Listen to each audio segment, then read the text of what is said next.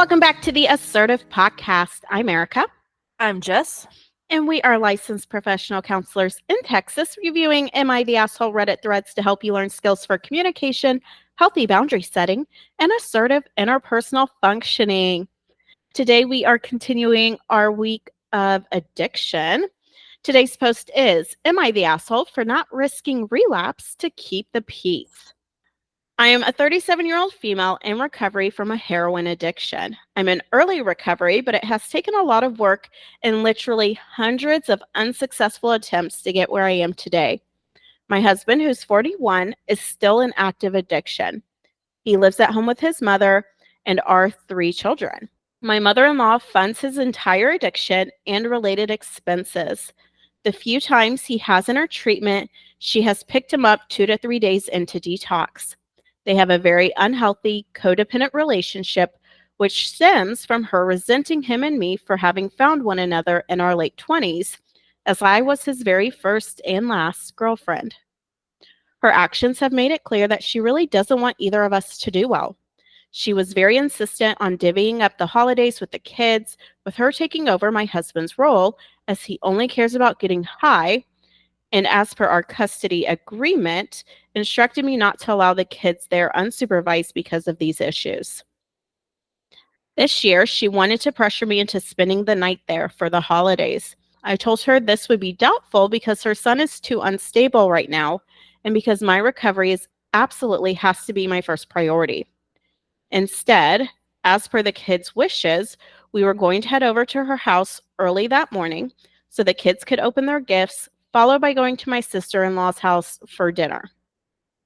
That was all I said to her, and she became immediately icy and cross. She then insisted that I meet her at our designated handoff spot later in the day, to which I reluctantly agreed, feeling badly as though she's making my kids suffer for something she was so hell-bent on doing. The next day, she informed my sister-in-law that if I went to the dinner, then she and the children will be a no-show. Already feeling badly about it, I thanked my sister-in-law for the invite and told them to have a great time and that I'd be sitting this one out as to not further mess up the holiday for the kids. I refuse to have anything to do with my husband until he gets his shit together. I'm really working hard to stay clean and have had previous periods of substantial clean time. Historically, every time this has happened, my mother-in-law behaves this way, and both she and my husband have actively tried sabotaging me.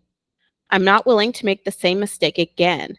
However, the kids are upset, and it seems that my husband, my mother-in-law, and my sister-in-law are now all fighting with each other. So, am I the asshole for sticking to my guns on this? Oh, man. The mother-in-law is a shit show, I think. Boy. Man. They so often are on here. Yeah, no kidding. And I'm like just going through the post. I'm like, it sounds really complicated. That they have they're married still, but they have a custody agreement, and this all sounds really messy. Messy, yeah. Yeah. So I wonder if they were maybe kind of using buddies and then got married. It seems like what it was, perhaps. Huh? Or got married and then started using together. Oh, that could be too. Either or, yeah. Yeah. Either or. Wow. Where we and yeah, her mother-in-law is 77 years old, so she's elderly, Yeah, 40 years older. Okay. What are your first impressions of this one? I think this is an example of good awareness of high-risk situations. And that was kind of my first initial thought. Yeah. But I also thought there was a lot of maybe mind reading with the mother-in-law's intent. And again, we're just getting kind of this snapshot from the post. Perhaps these are accurate thoughts and assumptions based on past experiences or past conversations. But feeling like your mother-in-law is actively out to sabotage you. That's a pretty bold thing to say, I think. Huh? Yeah. And so maybe it's not active, but maybe she's just having trouble breaking the cycle and the role that she's playing in this. Yeah. And I'm thinking if in his late 20s he found his first and his last girlfriend, he's probably had issues for a while. you know, like, Hmm. you've never had a relationship, and then all of a sudden you do. So they've obviously had some messiness way before I think they got Yeah, together. But that's true. hmm, yeah. Maybe some attachment stuff on his end that the first one is like make or break for you. Which for some people that's how it lands. Yeah. I don't want to fault that. I have a client who's happily married to her high school sweetheart. I love the idea of that. Like, I wish that were true for everyone. Like, Cannot imagine married. marrying mine. Oh my God, I know. Like, holy cow. But yeah. So and that, I think that is extremely difficult when you have in a relationship two people who are using together and one person is Yes. sober, because that's, that is how you probably connect. That's how you have fun. That's how you like open up conversations. And Hmm. this sounds depressing, but I think more often than not, I see that relationships do not survive sobriety. Joint addiction and joint sobriety. Yeah, I've not seen that play out that way before. But have you seen that with your clients where that goes well? I'm gonna have to say no, I've not I can't think of a seen that single go well. example. I can't think of a single time. Which, not to say this couple's doomed. I'm sure there are many examples of it going well. Just I've not encountered them. But In the hundreds of addicts, thousands of in the, addicts that in the you hundreds is referenced to. fine. I mean, like, that's DFW. Who knows? Who knows? We're all different kinds of places in the world. But because I think addiction is such a big part of like an interpersonal functioning. And then when you get to like intrapersonal functioning and that being a Yeah. part of the relationship, I think that's really hard to find a way to connect when both people are figuring out who they are and like their sufficient substitution behaviors and all of that. So I can certainly understand how this feels like a really difficult situation, especially for as intensive a drug as heroin. Yeah. That's a serious thing where you're worried about death and Overdosing and everything else. Yeah. serious harm happening to you. Yeah. We're on the other end of the spectrum. Our last post, we were talking about nicotine, which is probably lowest risk. And Yeah. here we are on the other end of the spectrum with highest risk. Sorry, guys, I have cough drop in my mouth, so I have a little lisp here. We forgive you. We forgive you. Yeah. But again, I mean, in terms of like boundary adherence, if a client's going to enter in a high risk situation as a cigarette smoker, I'm going to take that a little bit different than if somebody's entering a high risk situation as a heroin Oh, yeah, user. for sure. And so when a client says like, should I be protecting my sobriety? And I'm like, I would rather you go way over the top with rigid and unreasonable boundaries to protect your sobriety if you're a heroin user than if you're using nicotine or marijuana or something like that. Absolutely.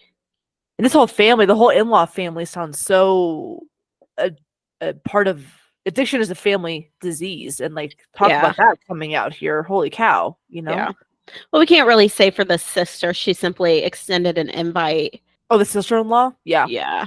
But for sure, the husband and the mother-in-law, I think she's hit it on the head with they're in a codependent relationship. Oh, for sure. And codependent meaning like a true like addiction and like the codependent to the addict kind of codependency. Yes. Not like over enmeshed, but a true codependency. Yep. Yeah.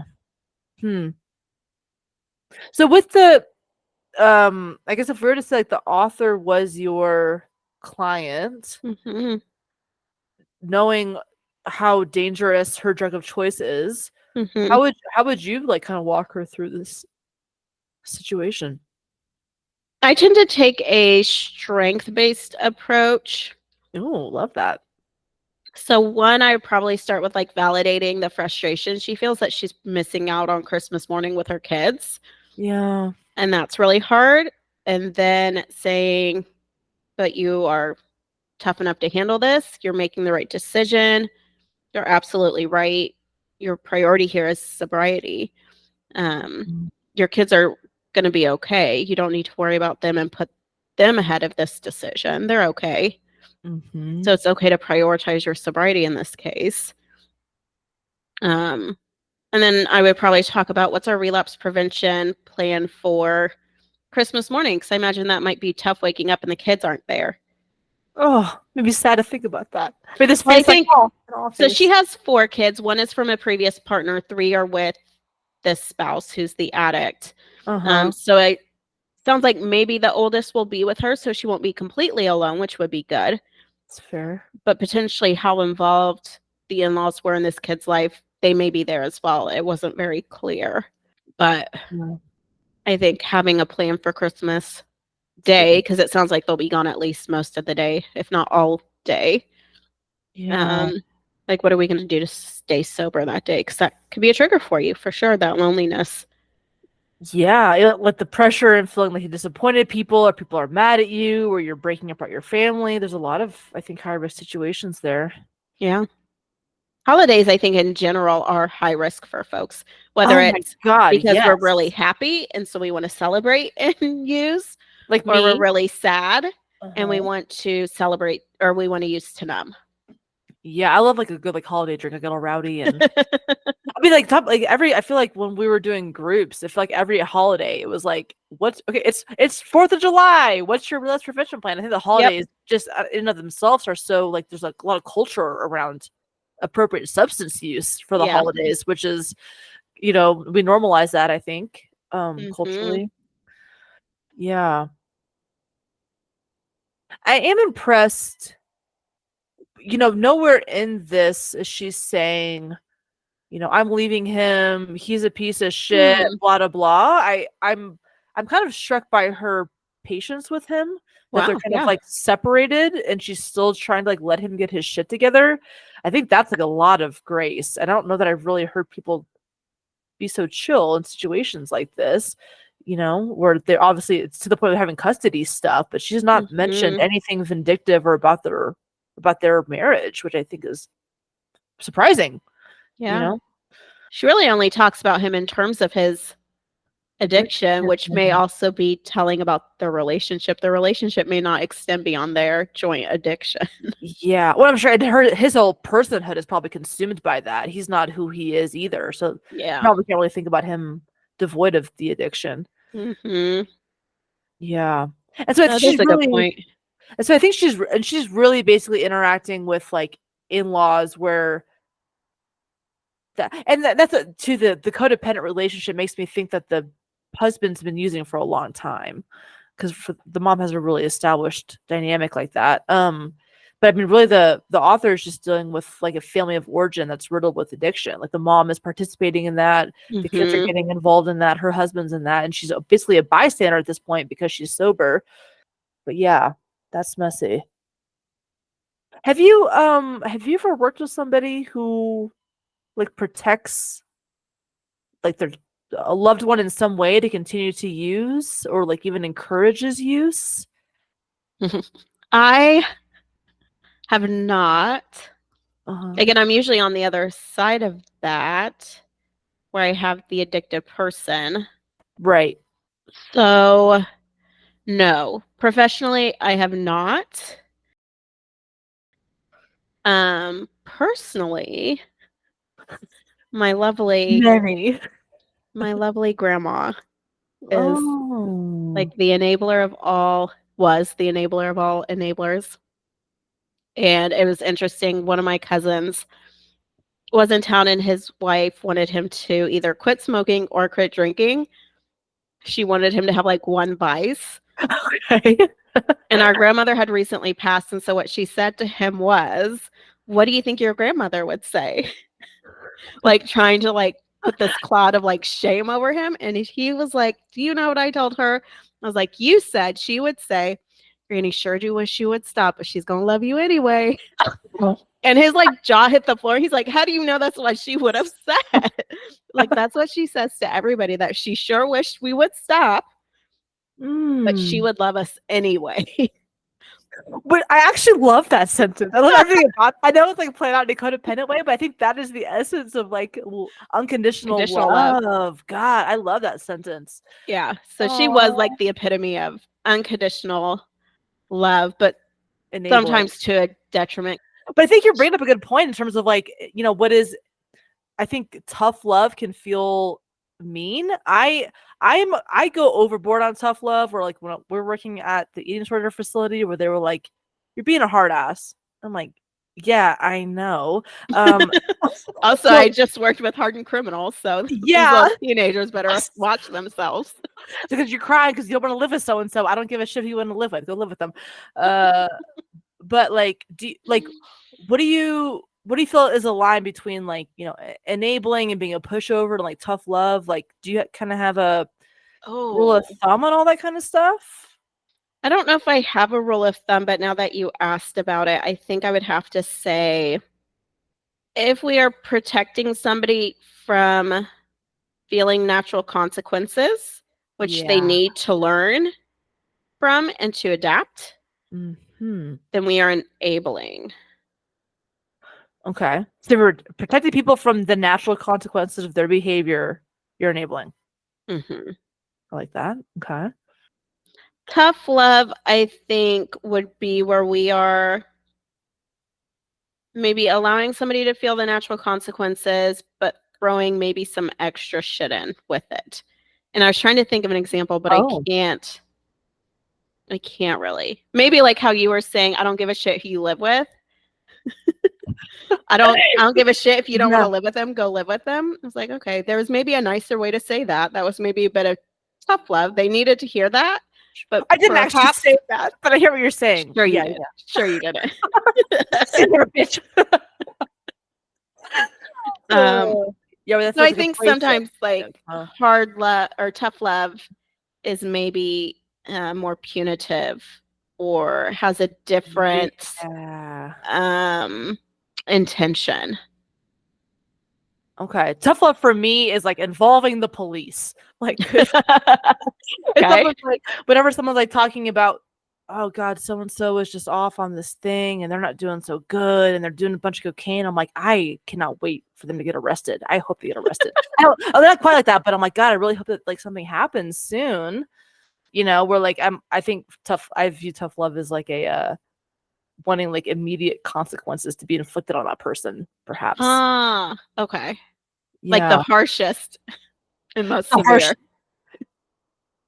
Yeah, I mean, Because death you're is saying like they're doing severe. cocaine, I want them to get arrested versus I want them to, I don't know, fall down the steps and get placed into detox after a hospital stay where everything's Oh, okay. yeah. I guess when I think about the legal system, I'm like, hey, that'll scare them. They'll be on probation. They'll have accountability. You won't have to be Oh, enforcing boundaries. So I think about it in different ways of like passing off the accountability of like no longer is it the family's job to wrangle this person. The law is now involved.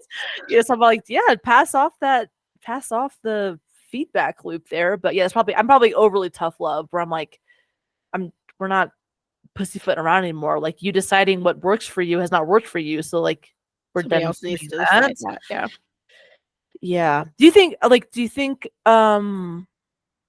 tough love has a place in impacting change? Mm, with our definitions, Yes, but not so much. Or let me ask the question in a different way. okay.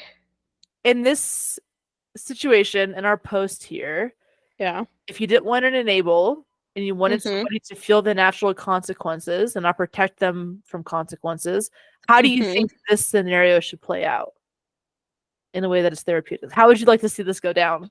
Is how I'll ask that question. I would like I guess there may be two angles of change here. Mm. One may be more impactful than the other. So one would be with the author. I think, why are we staying with this person if they're still not getting their shit together? You guys have been together since your 20s. You're now both in your 30s, late 30s. Yes. So you've had substantial periods of time of recovery. You have relapse, but you always kind of pulled it back together. And it doesn't sound like he's ever had that. So I don't know why we're staying married to this fool. That's a good point. So I think you could leave. That may kind of create a big enough shock to his system that he may pull it together. Yeah. But regardless, you are out of that dynamic. You are no longer required to engage in that beyond custody of the kids, which it sounds like from here, like he's not supposed to be alone with them anyway because he's active in his addiction. That's why his mom is so heavily involved. Yeah. Where I think the most change would come from is with his mother. And I Oh, think God. per Yes. usual, right? Freud and their mothers. Um, Oh, God bless Freud. so I think she needs to take a step back. I think Yeah. you need to stop financing his addiction. I think you need to drop him off at rehab and not fucking pick him up and leave his ass there. Don't even So take his phone irritating. calls. Like if Yeah. the doctor calls me and you like had severe withdrawal effects and they couldn't bring you back or now you're in ICU or something, call me. Other Or to than like that, family therapy or something. Like, I don't want to hear about it until he's like fully detox. Give him a week. I don't want to do family therapy. I don't want to do shit. I want a week off. where he's like in his right state of mind, like can get his head on straight. Yeah. And then you can call me. God, if I was a therapist in the patient center where he came in and his mother came to bail him out, I would be so fucking mad. Can you imagine? Oh God. Well, and that's what I think what feels like love in the moment is rescuing.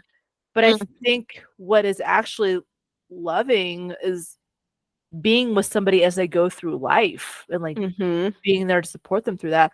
And so yeah, her helping him like eject out of rehab is definitely keeping him sick. You know? Yeah, for sure. But I imagine she's the type of parent who has always rescued. I can't remember what episode, like way back in the day, we talked about this.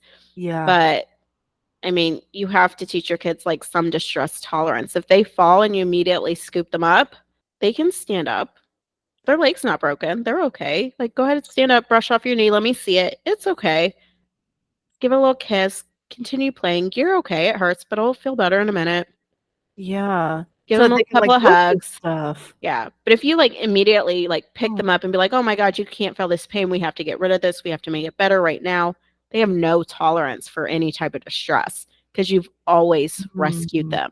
This leads to adults who have no idea how to cope with life, and they are more prone and at risk for engaging in addictive processes to numb out because they don't know how to tolerate anything uncomfortable because you've never made them feel it. Totally.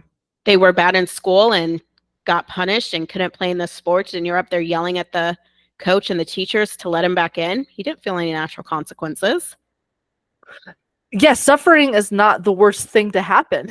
You know, like you gotta have some of that, huh? Growing into a dysfunctional adult is the worst thing that could happen.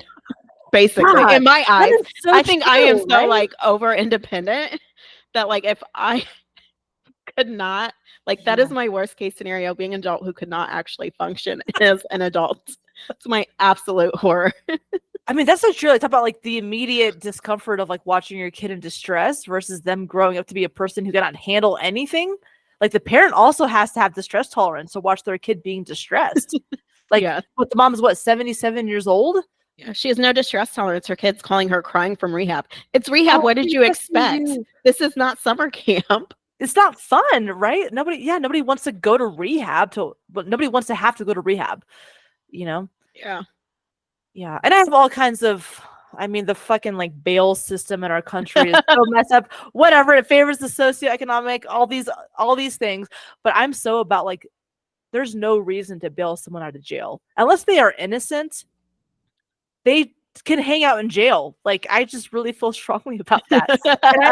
Oh God, I have this one for client. Everything.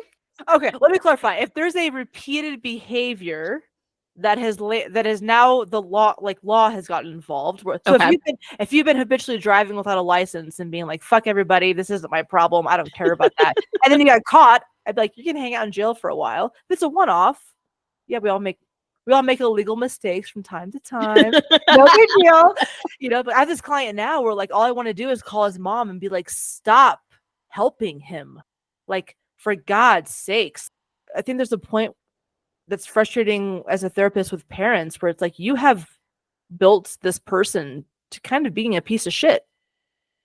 I think that's hard for parents to tolerate, that like this is a product of your own parenting. Yeah, seriously. And it feels like love in the moment, right? To rescue and to save, but you're letting them know that like they don't really have, they can do whatever they want and you're going to fix it. So why would they change?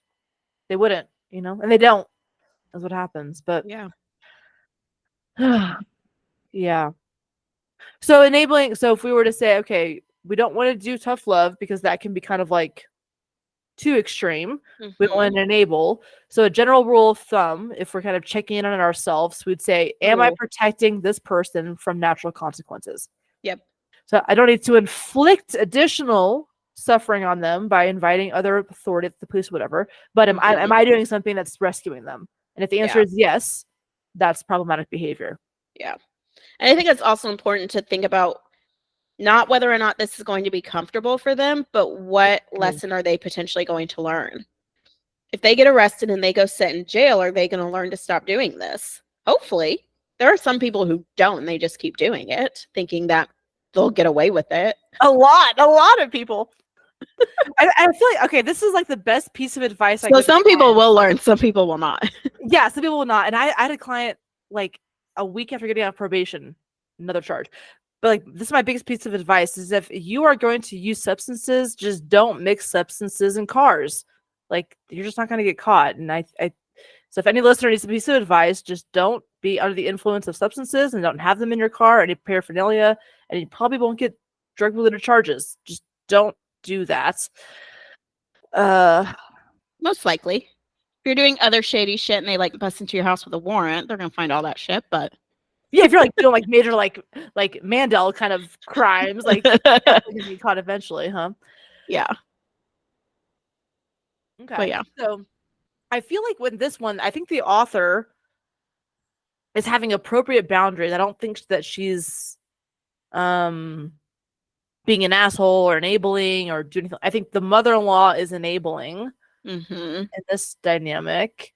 And I think what the husband needs is some tough love from the mom to, you have such and such time, and then I don't know if she wants to run like a sober living house, but she's got to have some kind of accountability, and she's also really, when you think about protection, like she's putting her grandkids at risk for the benefit of her son being able to continue to use heroin. And when you think about priorities there, that's a little unsettling. And she's obviously scared of like losing her son or her son losing his family. But that's really kind of what it's shaking down to is like you would rather put your kids or your grandkids at risk than have your son stop using heroin. Yeah. Which is disturbing. Absolutely. I agree with that. I think author is well within her rights. These are healthy boundaries. She's doing what she needs to do to remain sober. So good for her. Yeah. I think she's feeling some natural discomfort and agitation and frustration with the situation at hand. Yeah. And that's normal. And it sounds like she's coping with that. I'd much rather you come on Reddit and vent than shoot up. So good for you. Oh, right. Yeah, definitely. Good for you. Mother-in-law is just out of her ever-loving mind here. You need to get it together. Yeah. No need kidding. to get that together. Get some perspective. Like your son's a piece of shit. Like, yeah, get your head out of your ass a bit, but she doesn't. Part of it is like she doesn't want to change. She doesn't want him to change. Yeah, she doesn't have which you don't see often. Change. Yeah, I don't often see where family members don't want the addicted member to change. They may also not want to change, but they usually at least want the addicted person to change. Yeah, and I don't think she does because she goes and gets him every time. She's never forced him to change. She's never set limits or boundaries. I don't think he's even been in long enough for her to go to a family session or have a conversation with the counselors. Yeah, because she feels needed, I think, and I think that feels like a if he was single until his late 20s, that's been probably a really primary relationship for her. And so if he wasn't relying on her anymore, she'd probably be kind of lonely and wouldn't really have that need met. So I think that she's keeping him in his addiction for her own needs, Yeah. But there's a life cycle that happens. And eventually your kids should stop needing you. And that's when you get to do you. And then they have kids and they want you again because they want that free babysitting.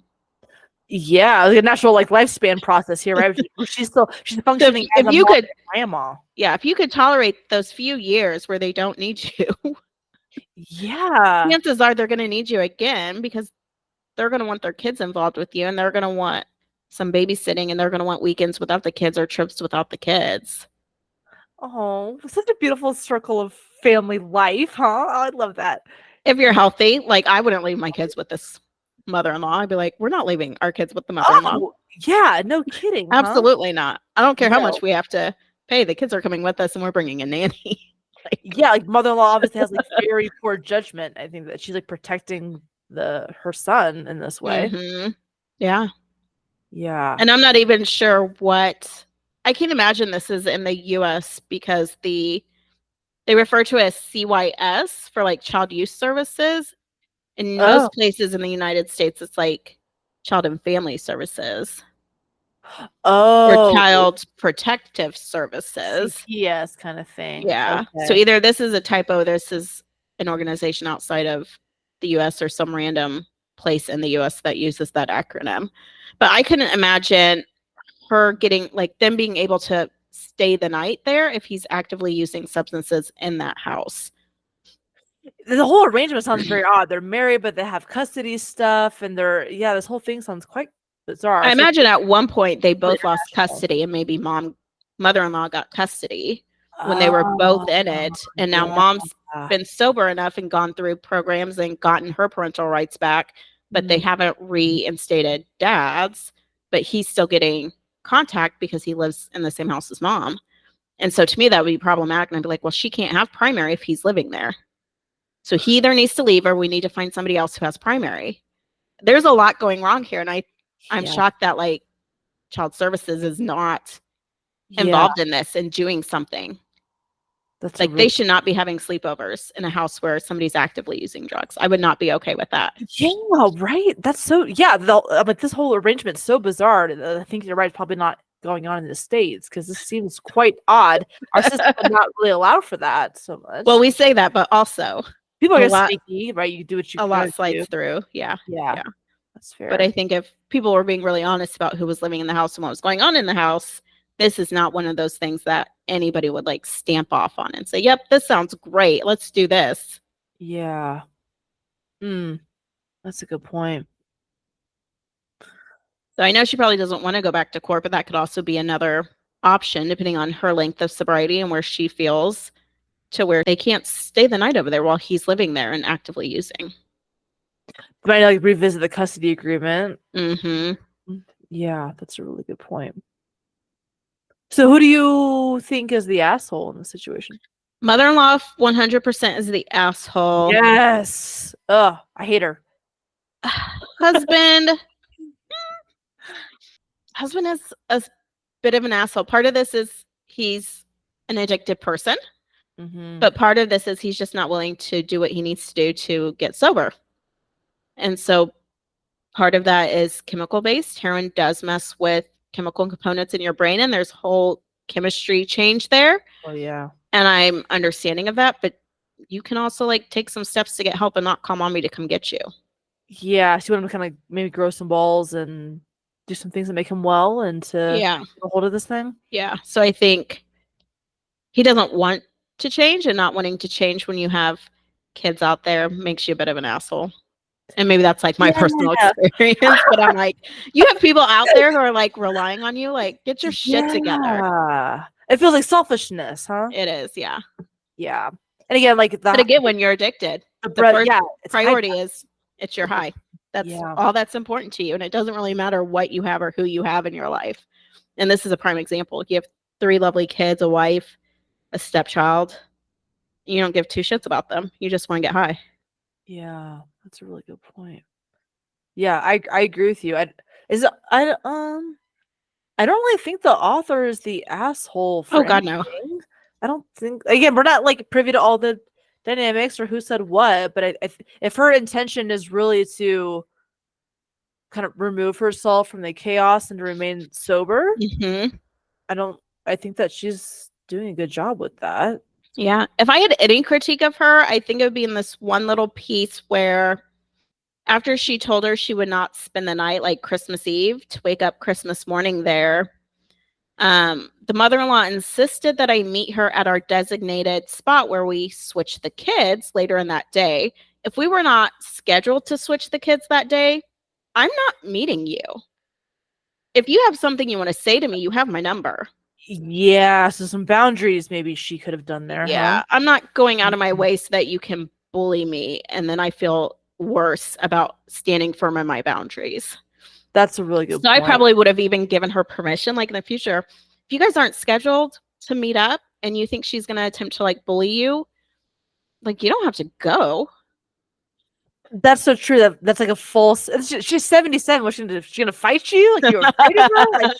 Like it's like pure like an emotional risk here, like maybe a relationship risk, where like there's not actual a harm here, and so if she's allowed to say no, yeah, that's like a really good point. And if she feels uncomfortable and she has to tolerate that, that's good practice because she's gonna have to start feeling uncomfortable. Boom, that's a good one. Okay, so the mother-in-law is overtly an asshole for being really codependent and enabling.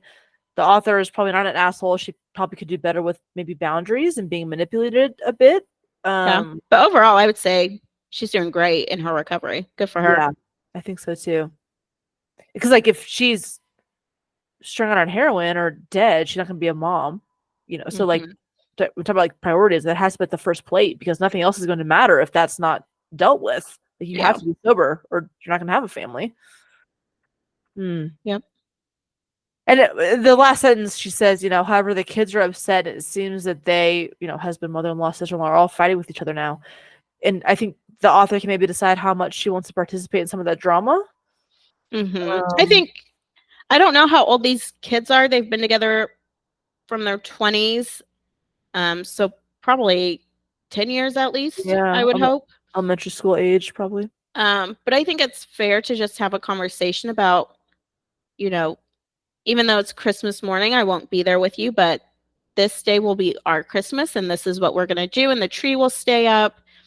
And I've written to Santa and let him know. He'll drop off gifts here for you. Oh. And like you can have these conversations, but validate that this probably is upsetting. They've probably seen you every Christmas morning. And it's like when parents divorce and kids go through that first Christmas where they're only seeing one parent that morning. That's hard. Yeah. But they're going to learn to adjust and adapt, and that's not going to kill them. That's a really good point. And so there are ways to kind of navigate that. So I would tend to their upsetness and let them know, like, you don't need to engage in conversations with grandma if she's saying how upset she is. You can tell her you don't want to hear that. That's fine. You're not going to get in trouble with me for that. You don't have to listen to that. If she has a problem with me or daddy or your aunt, she can talk to us about that. But you can let her know that and that you don't want to get involved in that. That's adult stuff. And you can tell her that that's adult stuff and you don't want to get involved. Yeah, so coaching them on like some additional boundary setting and not getting them involved in like these adult issues because it shouldn't really matter on Christmas morning, like who's doing heroin or not, right? Those are adult issues. Yeah. Oh, you'd be such a good mom. I think you're so like intuitive. I'm like, oh, that's a great idea for like rearing kids. I'd just be like winging it a little bit. You'd be good at it, I think. Thanks. What are the thoughts you got on this one? We didn't talk too much about relapse prevention or high-risk situations in this one, like specifically. So I'll maybe touch on that a little bit. When we do addiction treatment, one thing we really work with people on is changing your people, places, things. Because you can't do the same thing and expect a different result. You can't hang out in a drug house all day and think you're going to stay sober. That's not going to work. You can't hang out with your friends who used to get high with and not get high. That's not going to work. You're eventually going to say, fuck it. Yeah. And so when we talk about identifying like your high risk situations, that's what are the people, places, and things you're prone to relapse with. So these are the people I used to use with. We probably need to cut them out of our lives. That's probably going to be really hard. Yeah. But we just need to be like social media friends and like their statuses. But we probably shouldn't be seeing them in person right now. Maybe one day, but not today. Yeah. What are places we need to avoid? Oh, that corner is where you always used to go score. You can't go that way home anymore. You got to take a different route. I don't care how inconvenient it is for you. You're going a different route. It's non-negotiable. You're only going to pass that corner so many times before you buy again.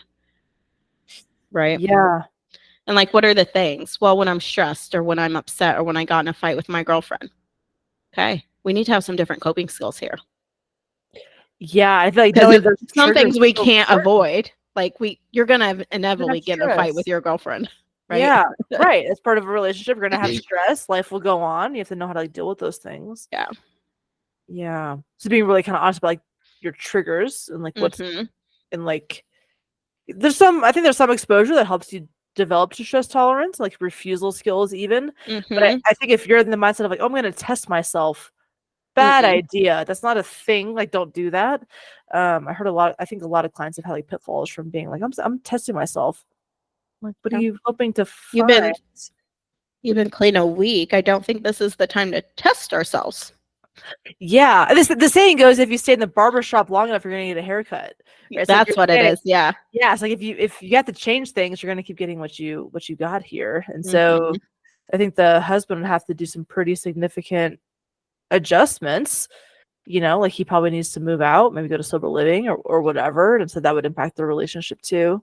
And I think that would naturally cause his mom to change or lose that relationship. Because if she's a high risk person for him, she's going to get cut out. And that could potentially be a barrier for him. Nobody wants to cut their mom out. Yeah, that's a good point. She's kind of like keeping him sick, I think, you know? Yeah. Some weird like Munchausen's by proxy. Like she's getting some weird attention because she has this addict son. That could definitely be good. Should be making him kind of a pariah for her like attention-seeking behavior or something like that. Yeah, that's a good thought. But yeah. So when we talk about relapse prevention, that's what we're looking at. What are our high-risk situations? How do we avoid those or prevent those? I think some clients have a hard time with accepting that like things have to change for change to happen. Like nothing changes if nothing changes, right? Yeah. I think it's like a pitfall of being like, oh, I'm just going to stop. And nothing will have to change. That's just not reality. You know, that substance is doing for you a lot of like primary, secondary benefits. And so if you just think you can just cut it out, that's not reality. You really got to know, I think, what your triggers are and like what it's doing for you. To be realistic, like being sober in that. But any other thoughts you got? I think that was it. Okay. Let me summarize for us. Yes.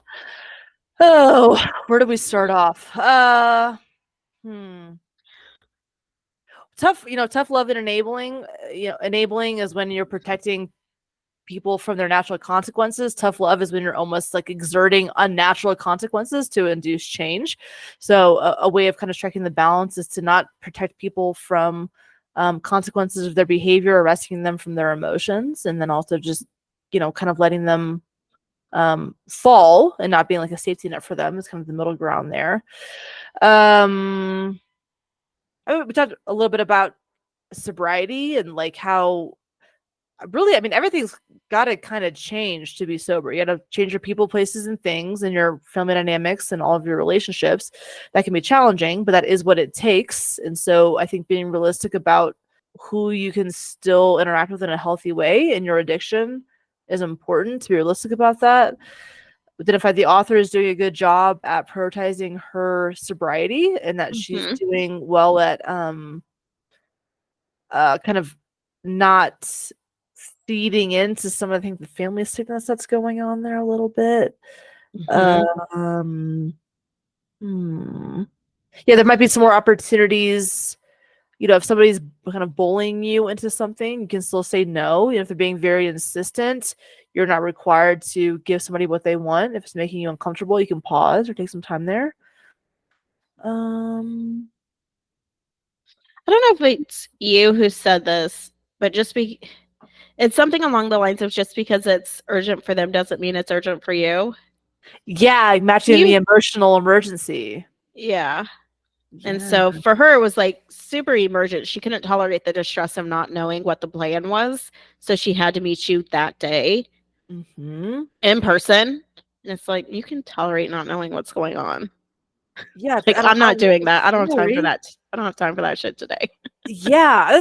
Like not like matching that person's kind of deregulation. Like you can still be in a spot of calmness, even though somebody else is experiencing a crisis. You don't have to meet them there. Yeah, that's a good It's point. hard to do and it takes practice, but Yeah, that's a good point.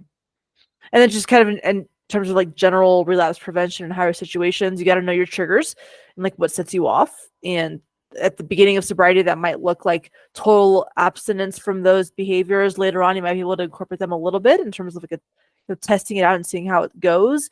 But testing it is generally not a good part of sobriety. And if it's that high risk, it's not worth it, especially with like it's heroin. So I think that needs to be the primary foundation, and I think this author's doing that. So yeah, I feel like I missed her. a lot. Yeah, I know. I'm really impressed because that's a lot of pressure, and kids are messy. And anything else I missed in the summary, or other kind of shout outs you want to give to the listeners? No, if you guys are in recovery, kudos to you. Keep working hard. Yeah, it works if you work it, is the kind of cliche saying, but it's true. Make sure you have we call it like a deep bench. So make sure you have, your line of support system. So if person 1 is not available, have person B, C, and D available to help you through that. Make sure you have some coping skills in place. Yeah. For all these situations that you used to use your drug of choice for. And keep at it. You're doing good. If you are sober today, you're doing better. Yeah. So. You can come back from a as you said in the previous episode, of pissing in the bed situation a lot easier than you can come back from like a heroin overdose, right? So if you have to choose between having harsh boundaries or upsetting people or overdosing or using, I would encourage you to have some harsh boundaries and upset people, because that's terrible. Dying is not. So if that's the situation you're faced with, skip Christmas and be sober and figure out the rest of it later. Like seriously, not worth it. Yeah. Everything gives you data. And as you were saying that, I was like, if people are putting your relationship in jeopardy because you're wanting to protect your sobriety, these are probably not your people. Yeah, no shit, right? Yeah. These are not your people, which it sucks when it's family. Yeah. But that may just be a hard truth you have to accept, that these are people you're going to love from a distance from now on. And pleasing them when they don't care about you living or dying is not worth it. Yeah. Absolutely. So ruffle those feathers, guys. Piss them off. Piss them off. All the way off. Good. Oh, boy. All righty, guys. That's what we have for you on this one. We'll be back next week with our final season 2 episodes. We're going to be talking about nutrition and movement. So we're very excited about that. As always, we'd love to hear your thoughts and feedback. Send them to us email, assertivepodcast@gmail.com, or find us on Instagram @assertivepodcast. Until next time.